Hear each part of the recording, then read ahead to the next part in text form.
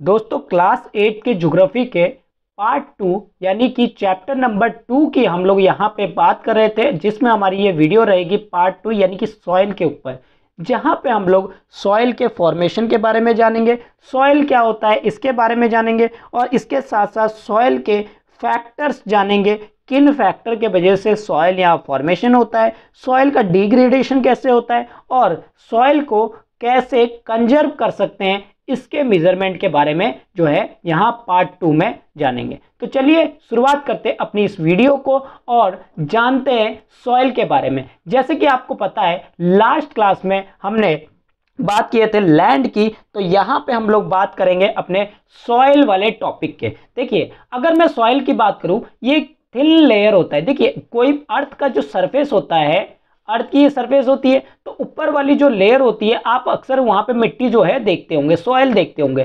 तो ये जो सॉइल है ये कैसी लेयर है, एक पतली सी लेयर होती है और इनमें ग्रेनी सब्सटेंस होते हैं जो कवर करता है किसको, अर्थ के सरफेस को। यानी कि अर्थ के सरफेस को कवर करने का यहाँ पे काम किसका है, यहाँ पे अर्थ के सरफेस को कवर करने का काम जो है आपके सॉइल का है। ठीक है, सॉइल यहाँ पे जो है अर्थ के जो सरफेस है उसको कवर करने का काम करता है, इसीलिए हम इसको क्या कहते हैं, सॉइल जो है कहते हैं। यहां पे अगर बात की जाए ये क्लोजली लिंक्ड होता है किसके साथ, लैंड के साथ। यानी कि लैंड और जो सॉइल है वो एक दूसरे के साथ लिंक होके जो है काम करते हैं। लैंड फॉर्म्स की अगर हम बात करें यहाँ पे, तो लैंड फॉर्म डिटरमाइन होता है अलग अलग टाइप के सॉइल के। क्योंकि सॉइल की अगर मैं टाइप की बात करूं, सॉइल की टाइप अगर मैं बात करूं तो सॉइल डिफरेंट टाइप की होती है। जैसे लोमी सॉइल होते हैं, आपके लेटराइट सॉइल होते हैं, रेड सॉइल होते हैं, ब्लैक सॉइल होते हैं। तो इस तरीके के अलग अलग सॉइल जो है हमें देखने को यहाँ पे मिलते हैं। तो टाइप ऑफ सॉइल के हिसाब से हम कह सकते हैं किसी एरिया का यानी कि लैंड सरफेस का जो आपका लैंडफॉर्म है उसके बारे में हमें पता लगता है। ठीक है, लैंडफॉर्म के बारे में पता लगता है। सॉइल की अगर बात करें, सॉइल जो होते हैं अलग अलग ऑर्गेनिक मैटर से, आपके मिनरल से और जो भी वेदर्ड रॉक हो। यहां वेदर्ड रॉक का मतलब क्या होता है उसको जरा समझने की कोशिश कीजिए। वेदर्ड रॉक्स, अब देखिए मान लीजिए ये एक बड़ा सा जो है पत्थर है, इस तरीके के एक बड़ा सा जो है पत्थर है। अब इस पे क्या होगा, डेली डेली वर्षा, डेली तो नहीं होगी, कभी कभार बरसात होगी। ठीक है, सनलाइट होगी यहाँ पे और सनलाइट की किरणें कहीं ना कहीं इसके ऊपर पड़ेगी। ठीक है, तो और इसके साथ साथ विंड्स भी, जो हवा की लहरें हैं वो भी चलती रहेगी। ठीक है, और तो जब ये इसके ऊपर टकराएंगे तो इनके अंदर क्या होती है, क्रैक होती है। क्रैक होती है तो ये जब वाटर है, वाटर क्या करेगी, इन क्रैक्स के अंदर एंटर कर जाएगी, इन क्रैक्स के अंदर एंटर कर जाएगी, जिसके वजह से इनके गैप्स को और बढ़ जाएगा। मतलब पहले इतना बड़ा क्रैक्स था, अब जो हो जाएगा रॉक का क्रैक इतना बड़ा हो जाएगा। तो इस तरीके से ये क्या होते हैं, वेदर होते हैं और ये टूट टूट के छोटे पत्थर, उससे छोटे पत्थर, उससे छोटे पत्थर, तो इस तरह से पूरी रेत में जो है कन्वर्ट हो जाती है, यानी कि सॉइल के फॉर्म में जो है आ जाते हैं। तो हम उसको क्या कहते हैं, वेदर्ड रॉक जो है यहां पे कहते हैं। ये जो होता है, ये जो प्रोसेस है, इसी प्रोसेस को हम लोग क्या कहते हैं, वेदरिंग कहते हैं। तो वेदरिंग क्या होता है, the breaking of and decaying of exposed rock. यानी कि कोई भी ऐसा रॉक जो एक्सपोज्ड होता है, किससे, सनलाइट से, एयर से, वाटर से, जो भी इन्वायरमेंटल फैक्टर है उससे अगर यहाँ पे ब्रेकिंग डाउन होता है या डिकेइंग होता है, किससे, आपके टेम्परेचर भी हो सकता है, फ्रॉस्ट एक्शन भी हो सकता है, प्लांट एनिमल से भी हो सकता है, ह्यूमन बीइंग से भी हो सकता है, तो वो हम लोग क्या कहते हैं, वेदरिंग फिनोमिनन कहते हैं।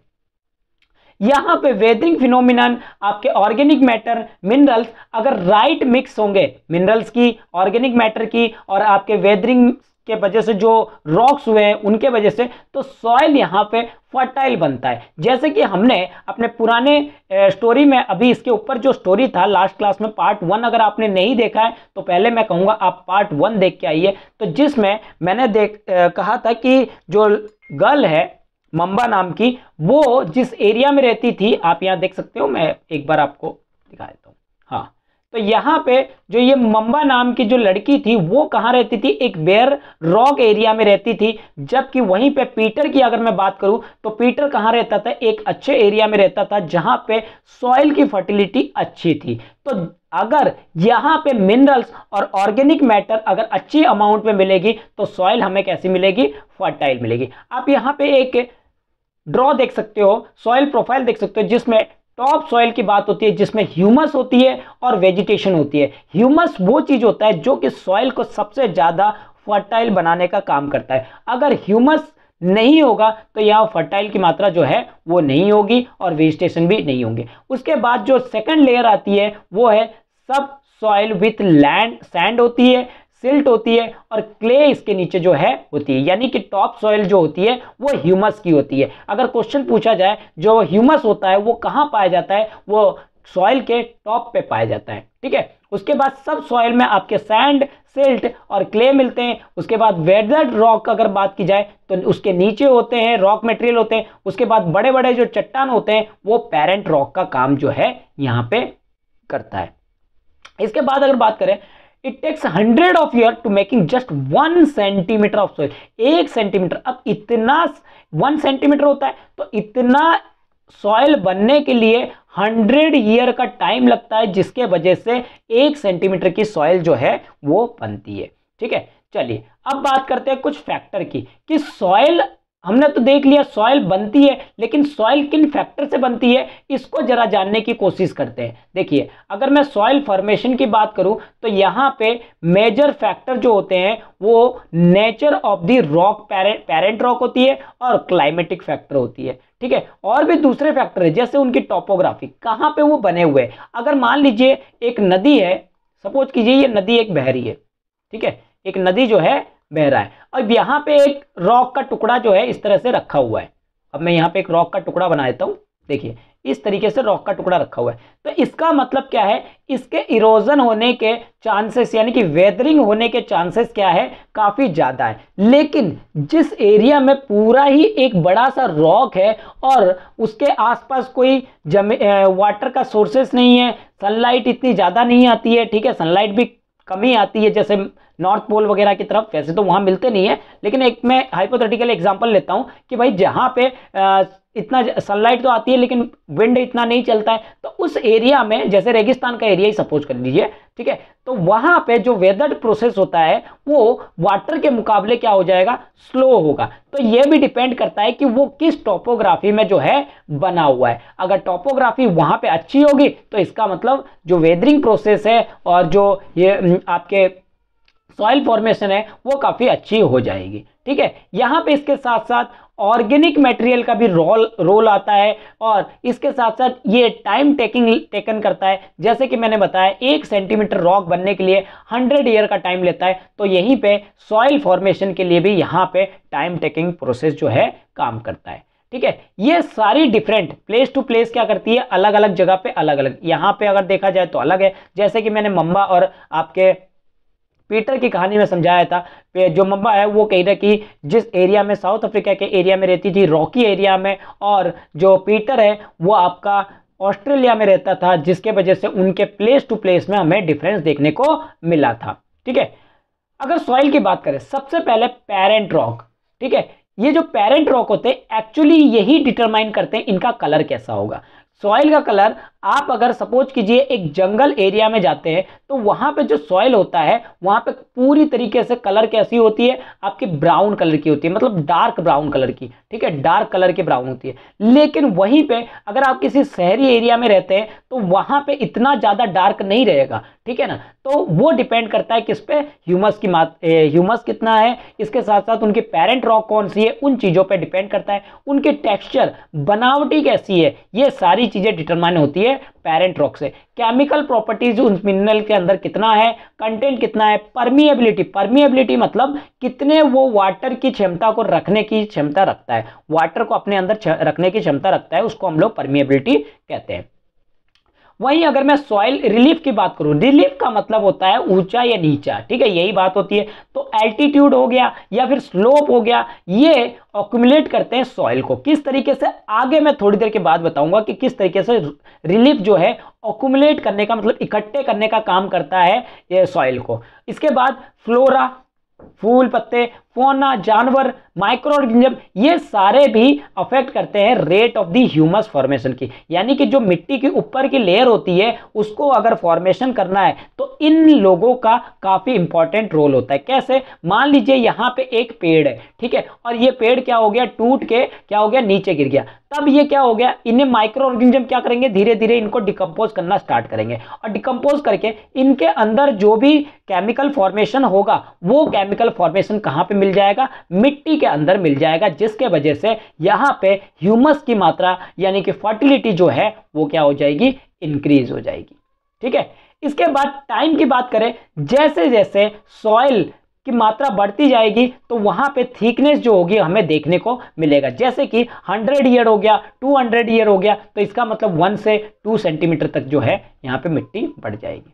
ठीक है, इसके साथ साथ क्लाइमेट की अगर बात करें, टेम्परेचर का अपना एक रोल होता है, रेनफॉल इन्फ्लुएंस करता है वेदरिंग प्रोसेस को, ह्यूमन को भी। ठीक है, तो ये सारी चीजें एक सॉइल के फॉर्मेशन के लिए हेल्पफुल होता है।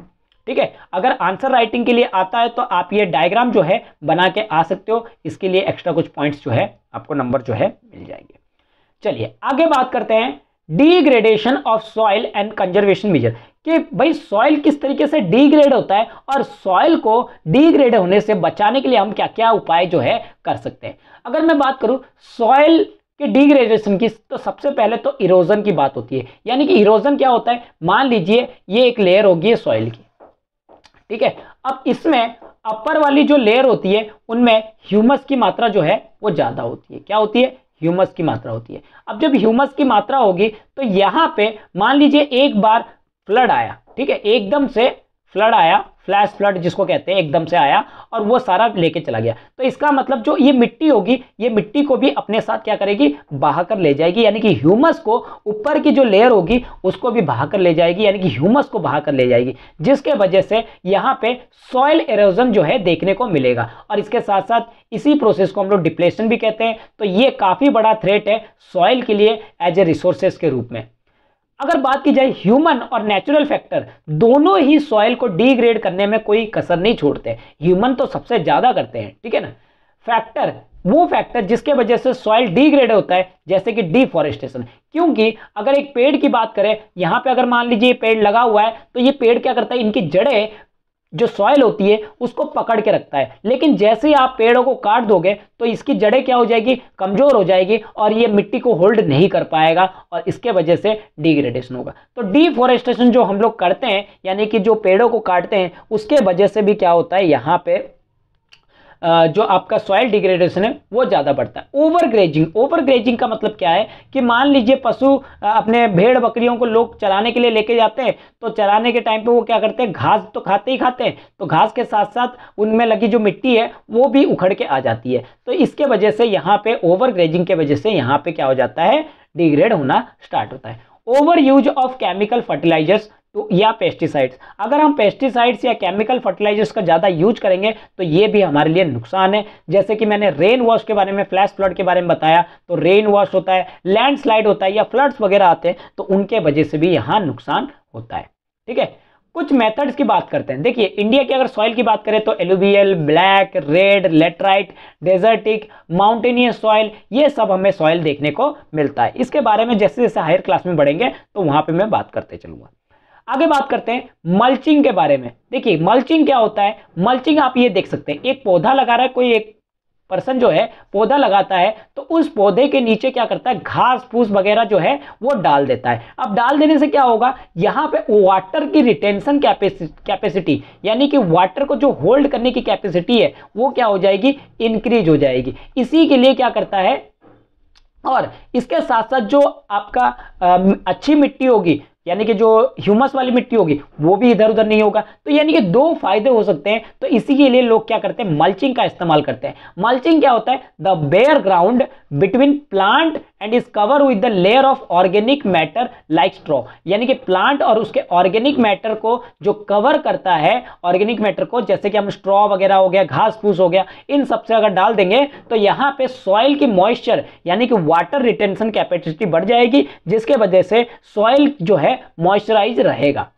इसके बाद दूसरा प्रोसेस है आपका काउंटर बैरियर। काउंटर बैरियर आप ये देख सकते हैं, इस तरीके के काउंटर बैरियर्स वगैरह पर जो है बनाए जाते हैं, यानी कि कुछ पत्थर लगा दिए, कुछ घास फूस रख दिए, जिसके वजह से यहाँ की जो मिट्टी है, ऊपर की जो स्लोप में मिट्टी अगर फ्लड भी आता है तो बह के क्या होगा, यहाँ पे इकट्ठा होगा, या फिर हम फसलों में पानी देते हैं तो उन पानी की वजह से यहाँ पे मिट्टी जो है यहाँ पे फिसल के नीचे बिल्कुल ना जाए, वहीं उसी लेवल पे ही रहे, तो इसको हम लोग काउंटर बेयरिंग कहते हैं। ठीक है, तो यहाँ पे स्टोन्स का इस्तेमाल कर सकते हैं, ग्रास का, सॉइल का यूज कर सकते हैं एक बैरियर बनाने के लिए। बैरियर मतलब बांध टाइप का बनाने के लिए, जिसको हम लोग काउंटर कहते हैं। और ये जो ट्रेंचेस होते हैं, यानी कि ये जो लेयर्स बनाए जाते हैं, जो आपको इतना लंबा लंबा दिख रहा है, ये ट्रेंचेस ही होते हैं। ये जो बने होते हैं, ये इनके सामने में बैरियर बने होते हैं, जो कि वाटर को भी कलेक्ट करने का काम जो है करता है।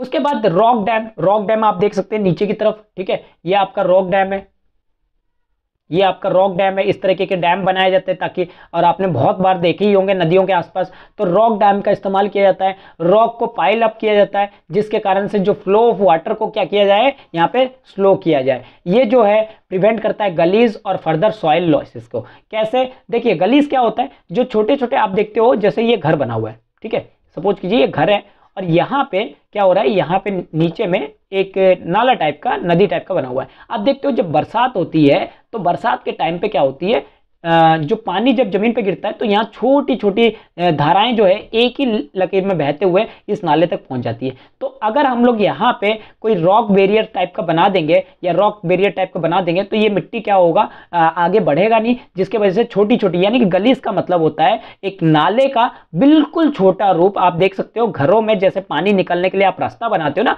तो वैसे ही बरसात का पानी निकलने के लिए अपना अपना जो है रास्ता बना देता है, तो इसी को हम लोग गलीज कहते हैं। ठीक है, और सॉइल लॉसेस नहीं होता है, मतलब सॉइल के यहाँ पे जो है जो पतला, सॉइल लॉसेस का मतलब है एक सॉइल होता है जो बिल्कुल मोटा होता है, एक सॉइल होता है बिल्कुल बारीक हो जाता है, यानी कि उसमें से जो इंप्रूवमेंट चीजें होती है, मतलब अच्छी चीजें होती है, निकल जाती है, तो वो सॉइल लॉस बच जाता है। ठीक है, तो उनका कहीं ना कहीं यहाँ प्रिवेंट होगा।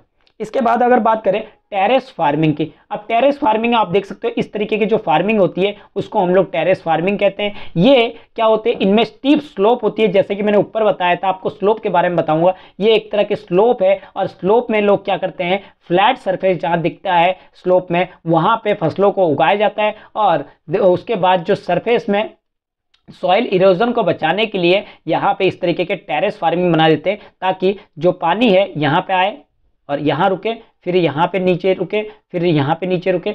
इस तरीके से ये इसका पानी, और यहाँ पे एक बैरियर भी लगा देते हैं, जिसके वजह से पानी जो है वो, या फिर जो ह्यूमस होती है वो इसी एरिया में ही रहता है। ठीक है, इसके बाद इंटरक्रॉपिंग। इंटरक्रॉपिंग आप देख सकते हो इस तरीके के, जैसे कि फूलों के बीच में गोभी का पेड़ लगाना। ठीक है, इसको इंटरक्रॉपिंग कहते हैं। डिफरेंट क्रॉप्स को उगाना अल्टरनेटिव रो में, एक रो में गोभी उगा लिए, एक रो में फूल, एक में गोभी, एक में फूल, इस तरीके से अल्टरनेट रोज में आप देख सकते हैं अलग अलग टाइम, डिफरेंट टाइम में इसको प्रोटेक्ट करने के लिए, सॉइल को या फिर रेन वॉश होने से बचाने के लिए यहाँ पे इंटरक्रॉपिंग का सहारा जो है लिया जाता है। उसके बाद काउंटर प्लॉइंग। प्लॉइंग जो है वो पैरेलल की जाती है। आप ये देख सकते हैं काउंटर प्लॉइंग मतलब एक जगह खाली छोड़ दिए, एक जगह पे प्लॉइंग होगी, एक जगह खाली छोड़ दिए, एक जगह प्लॉइंग होगी। ठीक है, parallel to counter of the hill slope natural barrier बनाया जाता है, ताकि वाटर फ्लो को यहाँ पे क्या किया जाए, डाउन दी स्लोप में रखा जाए। ठीक है, इसके बाद शेल्टर बेल्ट। शेल्टर बेल्ट क्या होता है, जैसे बड़े एरिया है उसके आसपास में क्या कर दिए, पेड़ों को लगा दिए, ताकि अगर मान लीजिए